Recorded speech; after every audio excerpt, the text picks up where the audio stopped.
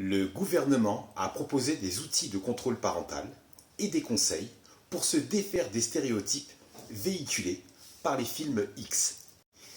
Les médias n'ont cessé de nous parler de protection de la jeunesse et des mineurs vis-à-vis des films pour adultes. On en entendait parler matin, midi et soir.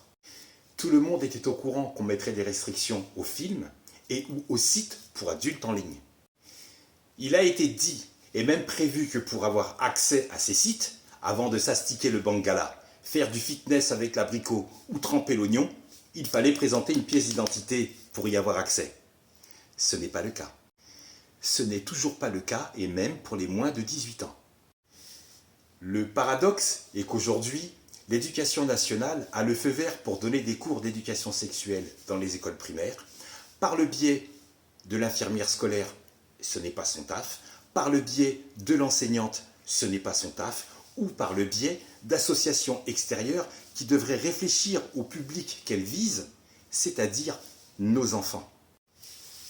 Attends, ce qui m'interroge vraiment, c'est que tout ce qui est interdit aux moins de 18 ans peut être enseigné aujourd'hui à des mineurs dans les écoles primaires.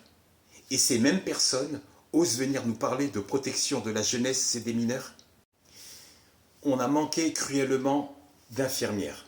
On a manqué cruellement d'enseignantes, c'est vrai. Mais pas pour parler de sexe à des enfants de 6 à 10 ans. C'est pas leur job. Même si l'éducation nationale fait redescendre l'information afin que l'infirmière scolaire ou l'enseignante applique cette directive, il y en a bien une qui aurait pu se dire « Vous êtes sûr ? Ce sont des enfants. C'est inacceptable. » Elles auraient pu répondre « Et si on parlait du harcèlement ?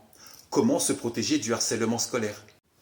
Ou quelles actions mener contre le harcèlement scolaire ? Quels conseils pouvons-nous donner à un élève qui est victime du harcèlement scolaire ?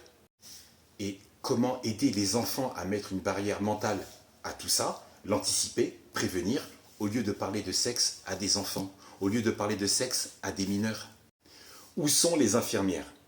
Où sont les enseignants ? Où sont les associations qui proposent de mener des actions pour sensibiliser, pour préserver, pour protéger les enfants du harcèlement scolaire ?